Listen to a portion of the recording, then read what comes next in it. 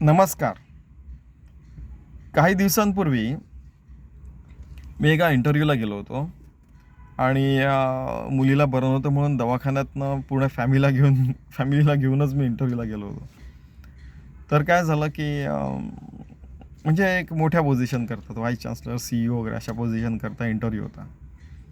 त्यांनी मला पहिलाच प्रश्न विचारला की "अरे, तुमच्याजवळ तर डॉक्टरेटची, आचार्याची पदवी आहे, तुमच्याजवळ तर काही स्किल्स नाही आहेत, हे वगैरे नाही." मी त्यांना म्हटलं की "कोणते स्किल्स पाहिजे?" म्हणे "ॲडमिनिस्ट्रेटिव्ह."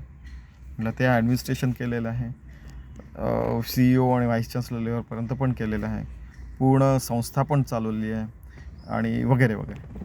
त्यानंतर टीचिंग स्किल आहे, ॲडमिनिस्ट्रेटिव्ह स्किल आहे, रिसर्च स्किल आहे, पुस्तकं लिहिली आहेत, काही पेटंट्स पण आहेत, वगैरे वगैरे. त्यांना सगळं सांगितलं. तर ते म्हणाले की "पण तुम्ही प्रॉफिट कमवून देऊ शकता की?" म्हटलं "प्रॉफिट कमवून देऊ शकतो." "तर तुमच्याजवळ प्रत्येक गोष्टीचे उत्तर आहे." म्हणे "आम्हाला असा व्यक्ती पाहिजे की तो आमचं ऐकून सगळे कामं करेल." म्हटलं की "तुम्हाला त्या पदाला योग्य व्यक्ती पाहिजे की तुमचा ऐकणारा व्यक्ती पाहिजे? तुम्हाला तुमचा ऐकणारा व्यक्ती पाहिजे असेल तर घरच्या एखाद्या माणसाला ठेवा," म्हटलं, "किंवा नातेवाईकाला. मला नका तुम्ही इथे ठेवू." "अरे, तुम्ही तर एकदम स्पष्ट तोंडावरच बोलता," म्हणे. मी म्हटलं की "असं नाही बोललो. इतकी पारदर्शकता नाही राहिली तर आपली संस्था बरोबर नाही चालणार. आपले रिलेशन पण बरोबर नाही राहू शकत संस्थांमधल्या सगळ्या लोकांचे किंवा आपले कस्टमर्सचे वगैरे वगैरे, किंवा आपले विद्यार्थी असो समजा संस्थेमधले, किंवा आपले इव्हन आपलं सामान पण क्वालिटी चांगली नसेल तर आपण विकू नाही शकत. समजा एखादा फोन असेल किंवा काही असेल तर. तर ही ट्रान्सपरन्सी तर आवश्यक आहे." म्हणे "आम्हाला अशी व्यक्ती नको की जी एकदम मुंहफट आहे, म्हणजे तोंडावर बोलणारी. आम्हाला अशी व्यक्ती की पाहिजे की जे आमचं ऐकेल आणि ते काम करेल." मी म्हटलं की "मग आपले मार्ग वेगळे आहेत."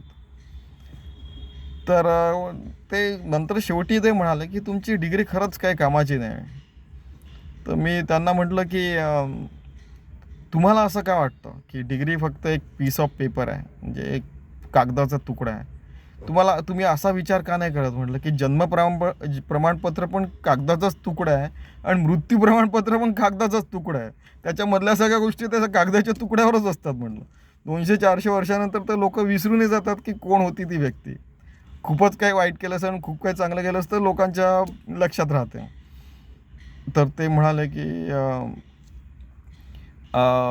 "ठीक आहे," म्हणाले.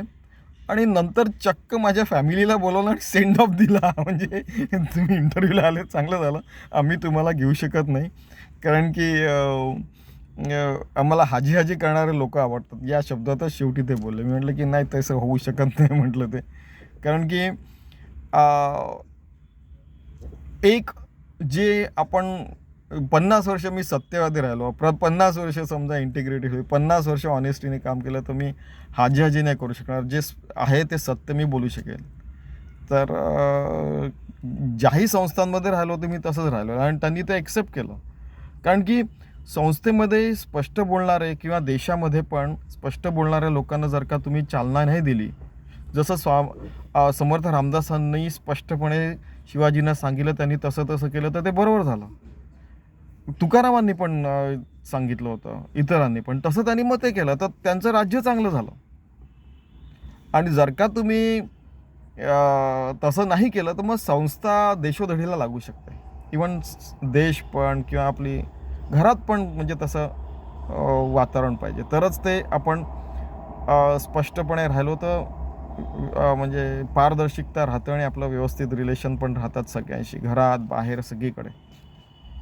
तर ते एकदम निरुत्तर झाले आणि ते म्हणाले की अ,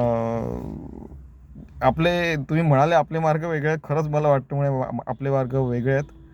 पण तुम्हाला भेटून चांगलं वाटलं, कारण की अ, अजूनही असे लोक आहेत असा माझा विश्वास नव्हता. पण तुम्हाला बघितल्यावर मला असं वाटतं की असे पण लोक आहेत सध्या. म्हणजे मी त्यांना म्हटलं की ही माझी स्तुती आहे की तुम्ही मला देशोधडीला लावताय. ते म्हणाले, "नाही, नाही, नाही, नाही." की सध्या आम्ही त्या स्थितीत नाही आहोत की ट्रान्सपरंटली काम करू शकू, म्हणजे पारदर्शकतेने काम करू शकू. पण जेव्हा आम्ही त्या लेव्हलला पोहोचू तेव्हा आम्ही नक्कीच तुम्हाला आठवण करू. या शब्दातही ते बोलले. म्हणजे बोलण्याचा अर्थ असा आहे की जे चांगले शिकलेले वगैरे त्यांच्या दृष्टीने आम्ही स्वतःला शिकलेले वगैरे लोक समजतच नाही. आम्ही समजतो की आम्ही पण सामान्य लोकच आहे. आम्ही देशाची समाजाची सेवा करताच जन्मलेलो आहे. पण शिकले सवरलेल्या लोकांना ते असं समजतात की यांना कधी कसंही आपण वागवू शकतो वगैरे वगैरे. हे जे प्रकार आहेत आणि ते जे एक्सप्लॉयटेशन आहे ते कुठे ना कुठेतरी थांबायला पाहिजे. तरच आज मानव जातीजवळ अशी टेक्नॉलॉजी आहे, तंत्रज्ञान आहे की आपण चंद्रमंगळावर पण जाऊ शकतो. पूर्ण चंद्राचा मॅप आहे, मंगळाचा मॅप आहे. कुठे कुठे कोणते खड्डे, कोणते विवर आहेत, कुठे उल्का पडलेली आहे, कोणता डोंगर आहे, ऑलिम्पस माउंटन फॉर एक्झाम्पल ज्या मंगळावर वगैरे सगळं मॅप वगैरे सगळं तयार आहे. तंत्रज्ञान आहे पण इच्छा नाही आहे. तर यामुळे मानवजात मागे पडू शकते आणि ट्रान्सपरन्सी नाही राहिली तर कदाचित मानवजात नष्ट पण होऊ शकते. कारण की सप्रेस करून करून किती करणार ना, कुठून ना कुठून तरी ते उफावून येईलच. तुम्ही एन्व्हायरमेंटला, नेचरला जेवढं तुम्ही दाबाल तेवढं कुठून ना कुठून तरी ते उफावून निघेल ना, आहे की नाही. तर मग ते शेवटी त्यांनी ते ऐकलं आणि थँक्यू व्हेरी मच, तुम्ही माझं जीवन बदलून टाकलं सर, असं ते शेवटी म्हणाले. धन्यवाद.